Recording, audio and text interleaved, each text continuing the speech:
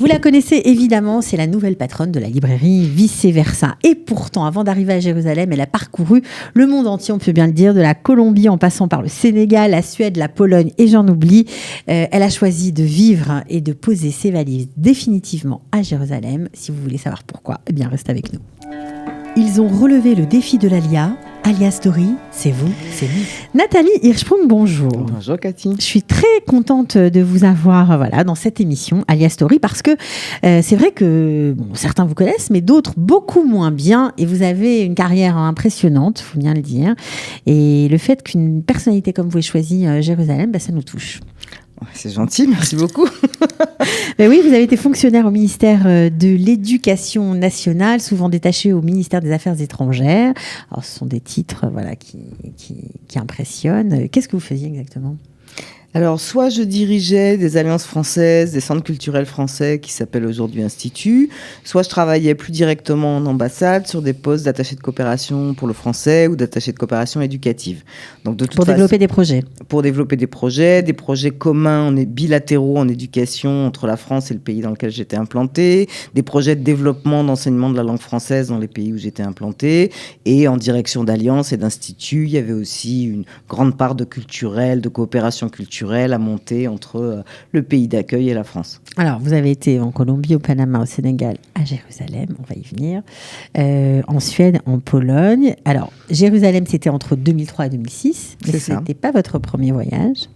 Non, j'étais venue la première fois en 1997. Ok. J'avais 33 ans. Ouais. C'était une découverte un peu sur le tard, un gros coup de cœur. Mon papa, qui nous a quittés depuis, paix à son âme, était très malade à l'époque. Et j'ai vraiment eu besoin de venir. Je suis arrivée ici pratiquement toute seule et j'ai loué une voiture. J'ai fait mon petit tour. J'ai rencontré des gens, j'ai discuté avec des gens, voilà. Donc, vous avez découvert toute seule le pays, du nord au sud. Absolument. Ouais, vous avez adoré. J'ai adoré, j'ai eu un gros coup de cœur et puis je me disais que mon papa, il avait toujours rêvé de venir et qu'il était trop malade pour pouvoir le faire. Ouais, et que donc je faisais ce voyage pour lui. Ouais, vous avez une famille qui vient de Cracovie à la base, c'est ça ? Voilà, du côté paternel, oui. Et qui a été décimée pendant la Shoah. En grande partie pendant la Shoah, oui. Donc c'est sûr que j'imagine, chez vous, Israël n'était pas tellement un sujet. Oui, non, on en parlait pas tellement. C'était un petit peu quand même. Si, on en parlait un petit peu quand même, mais après, moi, je viens d'une famille où, comme beaucoup de gens, oui, bien sûr, ou une famille où on parlait pas, où on parlait peu, où les parents vivaient traumatisés à l'idée que ça puisse recommencer, donc fallait pas en parler, fallait pas que ça se sache. Ouais, donc forcément. Donc c'était pas évident, mais oui, mon père, quand je lui ai dit que j'irais en Israël, pour lui, il était fou de joie. Ouais. Alors, ce coup de cœur ne se transforme pas en Alia tout de suite. Vous avez attendu le début 2018 pour sauter le pas, on peut comprendre. Mais qu'est-ce qui vous a finalement décidé et pourquoi vous êtes venu travailler en 2003 à Jérusalem ? Est-ce que c'était une volonté ou est-ce qu'on vous a nommé sans que vous n'ayez rien demandé ? 2003-2006, quand je dirigeais ce qui s'appelait à l'époque le Centre culturel français Romain Gary, qui s'appelle Institut français maintenant, en fait, j'avais postulé sur un poste d'attaché de coopération pour le français. Puis quand j'ai passé les entretiens au ministère, on m'a dit écoute, toi, de toute façon, on te connaît comme directrice de centre, directrice d'institut. Donc, on en a un, là, qui est dans une position qui aurait bien besoin d'un petit coup de pouce. Donc, Romain Gary, Jérusalem, dit oui. Et j'ai dit, mais j'ai combien de temps pour dire oui ? Eh ben, écoute, là, il est 17h, demain matin, 9h, s'il te plaît. Et vous êtes parti du jour au lendemain ? Non, je devais donner ma réponse pour valider. Donc, j'ai passé la soirée à y réfléchir et je me suis dit, attends, mieux que ça, pour une première expérience, allez, c'est oui. Donc vous êtes arrivé à Jérusalem, c'était comment quand vous avez débarqué ? On était en pleine deuxième intifada, donc c'était moyennement confortable, on va dire. Et puis ce centre culturel qui avait été implanté peu de temps avant sur l'esplanade de la municipalité, qui n'avait pas de salle de classe. À l'époque, les étudiants devaient aller au lycée français, prendre des cours, assis sur des tables et des chaises pour bébés parce que c'était le primaire, c'était pas super pratique. Donc il y avait un énorme développement à mettre en route, à la fois du point de vue culturel, médiathèque, etc. Et puis avec l'équipe qui était là à l'époque, je crois que on a fait du bon boulot. Et qu'on a fait des choses chouettes. Alors en préparant l'émission, vous m'avez dit c'était un peu difficile quand même parce que seulement mon équipe était au courant que j'étais juive. juive. Je ne le disais à personne, je ne l'ai dit à personne pendant ma mission. 3 ans, oui. Vous n'avez rien dit, vous n'avez rien dit. À part peut-être à un ou deux très intimes dont je ne parlerai pas aujourd'hui. Mais voilà, j'avais envie de me présenter comme agent de l'État français. J'étais agent de l'État français, j'étais expatrié par la France, je dirigeais un centre culturel et je voulais pas qu'il y ait des confusions, peut-être des personnes qui allaient interpréter de travers la politique que je voulais mettre en place, genre ah bah oui forcément elle fait ça parce qu'elle est juive.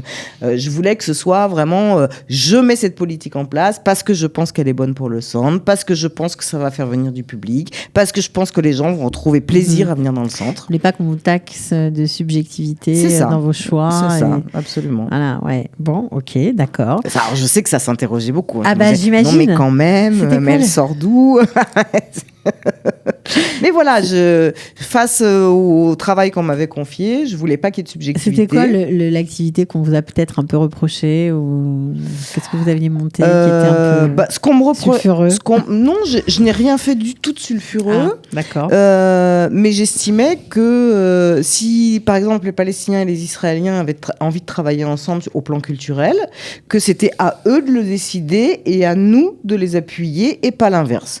Je me souviens, par exemple, de ce monsieur dont j'ai oublié le nom, qui se reconnaîtra peut-être s'il nous écoute, qui dirigeait le festival de oud à Jérusalem et qui chaque année faisait venir des musiciens de oud palestiniens et qui pouvaient avoir besoin d'un petit coup de main, une subvention, un petit truc, ça en faisait avec plaisir. Mais moi j'estimais qu'on ne se substituait pas aux relations entre Israéliens et Palestiniens et au plan culturel, il y a plein de choses qui se passent dont on parle jamais, enfin dont certains pays d'Europe feignent de tout ignorer, alors qu'il y a vraiment des relations entre Palestiniens et Israéliens au plan culturel en tout cas, et qu'on n'a pas besoin de leur intimer l'ordre de travailler ensemble, ils font ça très bien. Ok, alors est-ce qu'à cette époque-là, vous aviez déjà décidé qu'un jour vous viendriez ici pour toujours?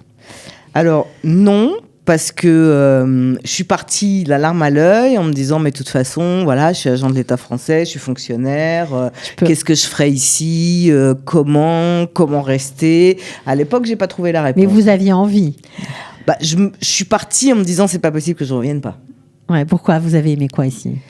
Il y a plein de choses que j'ai aimées. J'ai d'abord adoré la relation avec la communauté francophone et pas que.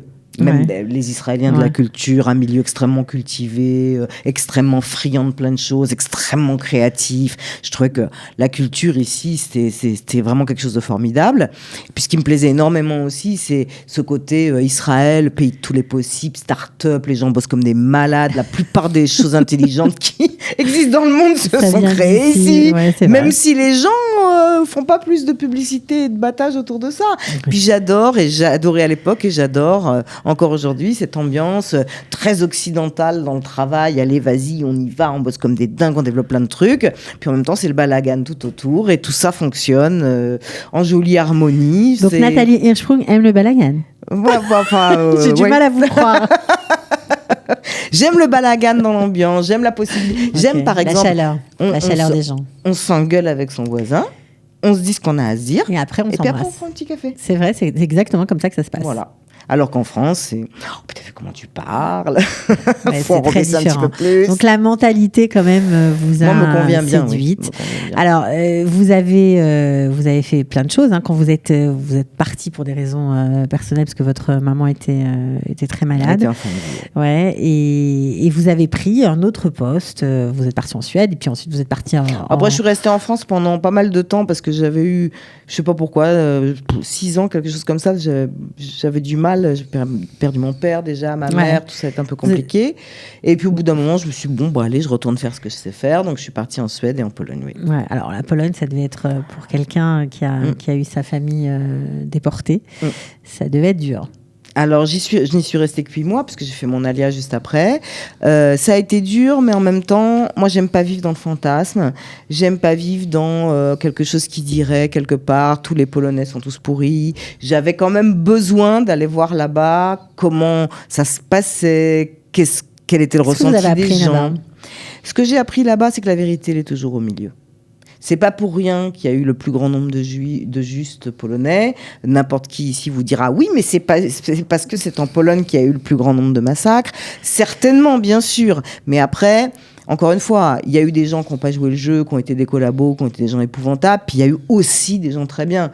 J'ai rencontré des gens très bien. Quand on pense à Cracovie, bon, lui, je ne l'ai pas rencontré, mais à ce pharmacien qui n'était pas juif du tout, on lui a intimé l'ordre de sortir du ghetto. Quand on a mis les murs du ghetto, il a dit non, moi, je reste à l'intérieur pour soigner les gens.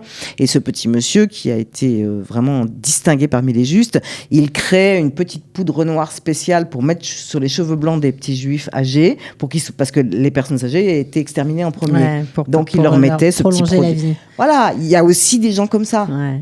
Alors, vous faites votre petit bonhomme de chemin et puis après la Pologne, vous décidez en plein milieu en fait. J'étais encore à Stockholm. Parce que vous cherchiez à venir, mais comme vous nous l'avez dit avant, il fallait travailler. Donc je voulais un projet professionnel. Pas rester à m'en sucer des glaces et aller à la plage. Et puis, j'avais pas non plus super envie de recommencer à être employée de qui que ce soit, quoi. Ouais, je m'étais dit, allez, voilà, c'est la dernière tranche de ma carrière. Je sais pas si je vais réussir ou pas. J'ai un peu les chocottes, mais j'ai envie d'avoir mon propre business. Et depuis Stockholm, déjà, les filles que je connaissais très bien, les triplettes, m'avaient dit, on les salue. On les salue. Daniel, Nathalie, je crois, et Denise et Nadine. Nadine, pardon. Voilà. Quand elles ont commencé à me dire que, je me suis dit, oulala, serait-ce bien raisonnable? Puis elles ont pas mis super longtemps à me comprendre. Elles voulaient vendre la librairie et elles vous ont contacté. C'est ça qui est assez marrant, parce qu'elles connaissaient votre amour des livres. Et donc, elles ont pensé à vous. Donc, et moi, je me suis dit, elles vous ont recruté, quoi. Quel plus beau défi à relever, quoi. Ouais. Encore une fois, on m'aurait proposé de reprendre une friterie. Je suis pas sûre que j'aurais été aussi motivée. Mais Jérusalem, Israël, une librairie, je me suis dit, allez, soyons fous. J'y vais. Donc, vous vendez tout, l'appart. J'ai vendu mon appart à Paris. Et vous arrivez ici. Voilà. Bon, alors, vous avez bien sûr démarré sur des chapeaux de roue, forcément. Est-ce que vous parlez l'hébreu aujourd'hui ?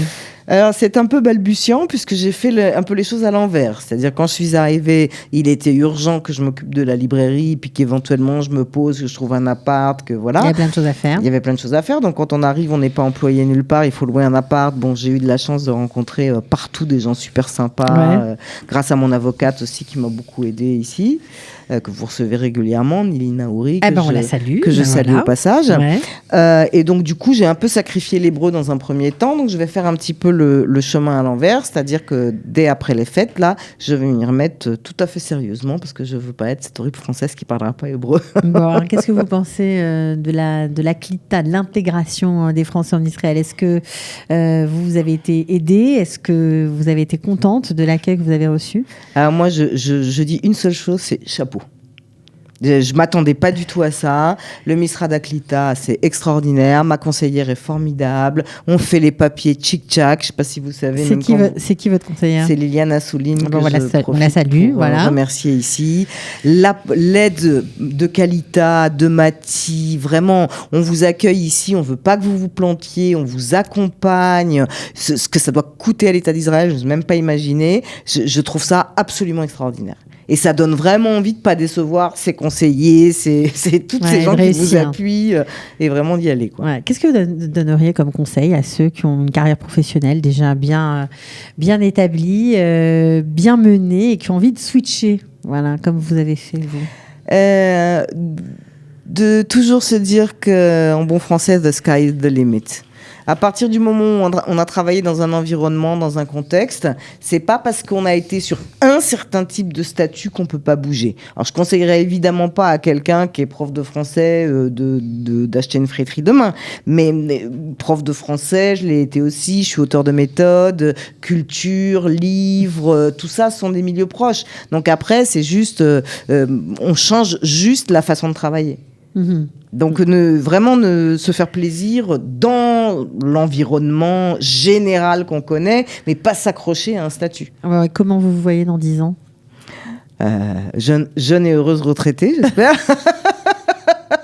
Là, pour le moment, Israël, j'imagine. Évidemment, c'est un peu au jour le jour en ce moment. C'est au jour le jour, mais bon, vous êtes bien là. Vous comptez pas partir. Ah non, non, c'est pas du tout au programme. Vous restez. Je reste. Bon, ok. Merci beaucoup en tout cas, Nathalie. Merci, c'est un plaisir, d'avoir fait le tour un peu de votre arrivée ici, de votre parcours. On était ravis. À bientôt. À bientôt. Ciao. Ils ont relevé le défi de l'Alia. Alia Story, c'est vous, c'est nous.